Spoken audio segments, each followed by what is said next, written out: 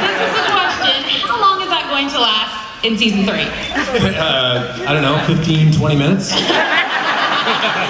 We actually do make mention of the fact, and it is a big story point in season 3, we don't gloss over the fact that there was an earthquake and a siege in consecutive Mays in a major fictional metropolitan place. And we go over that, and that's actually a big focal point for Brandon Routh's character, Ray Parker. And, excuse me, Ray Parker, did I say that right? Ray Palmer. Ray Palmer.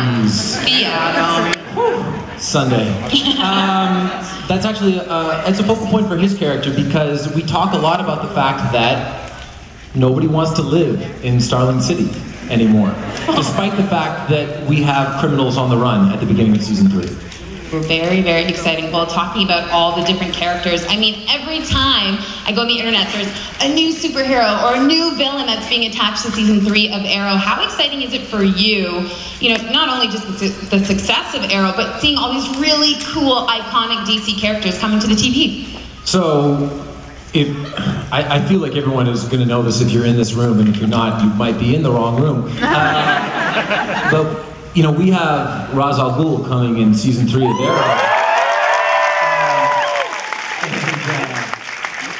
And the reaction in Hall H at San Diego Comic-Con when they heard his name and they saw that introduction in the teaser was the greatest reaction that I've ever heard in my entire life. It wasn't a cheer, it was more like a, oh!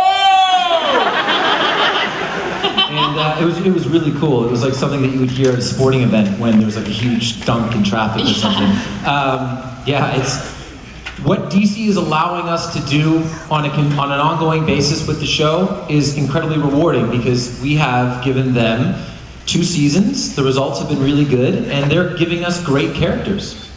We were talking backstage about all the new superhero-driven stories that are coming to fall, coming to TV, like Gotham, The Flash, but it was really Arrow that started this for everyone, for, you know, establishing these iconic characters and doing them right. What did Arrow do that was right that they couldn't get right beforehand? Well, Arrow has been created by people that love comic books. And it was created in coordination and with the full participation of DC. We're not trying to make a TV show. We're trying to make something that's incredibly cinematic. We're trying to make something that's ostensibly a graphic novel. And it's as we've discovered, you know, these iconic poses and the canon of the comics and bringing that into the show that it really found its legs. We were very much, for our first 9 episodes or so, we were very much an episodic television show, villain of the week, standalone story, and that's because we were trying to find what worked for the show. And now it's heavily serialized, and we embrace the iconic elements. But like we were saying, when I read reviews of Arrow in 2012, it was like, oh, the pilot's good, but as we know, comic book shows don't really work on TV. Right. Sorry, I feel like I'm not facing you guys at all. And now, of course, this fall we have Gotham, we have The Flash, we have Constantine, we have iZombie. There's what's that show on ABC? Agents? I can't remember. No, but Netflix is doing all the cool stuff with Marvel and of course it's called Agents of S.H.I.E.L.D. Agents of S.H.I.E.L.D. And what's the spin-off show that they're doing of that? It's like a Agent Carter. That's a really cool idea. I would love, instead of doing 23 episodes of Arrow, I'd love to do like 17, and then in the middle of the year we can do 6 episodes of the Suicide Squad. Yeah. And I can go on vacation. Yeah. Well, speaking about how busy you are, you recently tweeted, working on the West Coast right now, working on the East Coast this afternoon, searching for a flux capacitor on eBay. That's right. So just how busy are you, sir? We are, and not only that, but we're getting ready for a big, our 8th episode this year and Flash's 8th episode is a big 2-night crossover event, which is going to be amazing.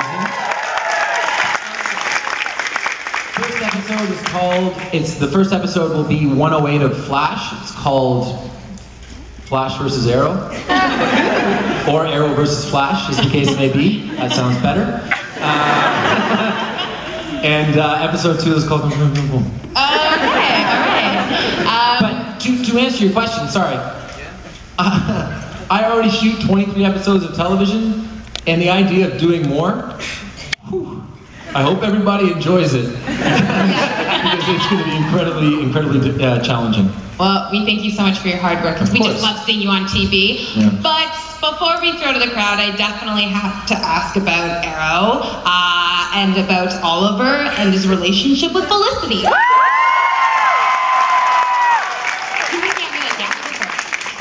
You can't say too much, but I would just like to know if there's anything you can tease us about season 3, perhaps if there's going to be a kiss, perhaps if there's anything intimate. I need to know.